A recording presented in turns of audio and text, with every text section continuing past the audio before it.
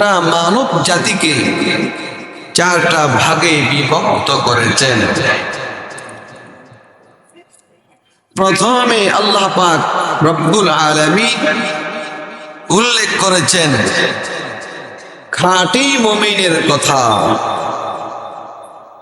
দ্বিতীয়তে উল্লেখ করেছেন খাঁটি কাফেরের কথা, 3 নম্বরে এনেছেন খাঁটি মুনাফিকের কথা, 4 নম্বরে এনেছেন 3 নম্বরে এনেছেন ভেজাল মুনাফিকের কথা, 4 নম্বরে এনেছেন খাঁটি মুনাফিকের কথা।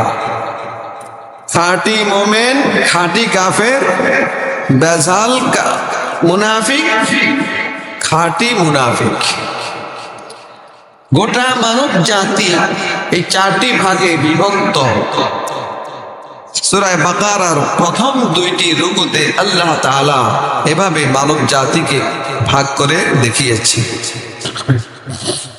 মুমিন বললে মুমিন খাঁটি হবে, খাঁটি মুমিন আর মুমিন একই কথা, কারণ ভেজাল মুমিন মুমিন নয়, ভেজাল মুমিন মুমিন নয়, জাল টাকা টাকা নয়, জাল হাদিস হাদিস নয়, জাল মুমিন মুমিন নয়।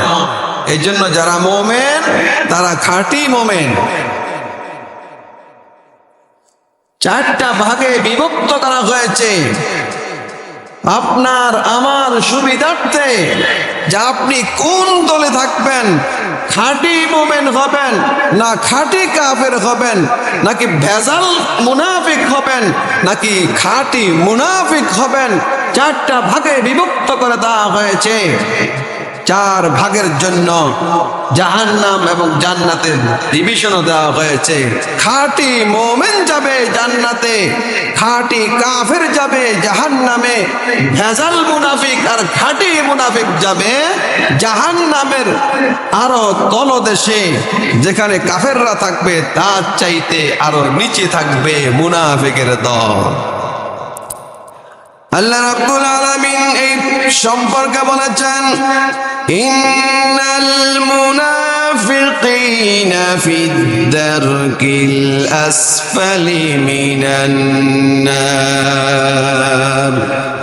যারা মুনাফিক তারা জাহান্নামের সব চাইতে নিম্ন দেশে অবস্থান করবে। খাঁটি মুনাফিক, খাঁটি কাফের আর ভেজাল মুনাফিক, এই 3টা আমাদের হওয়া যাবে না। আমাদেরকে হতে হবে মুমিন।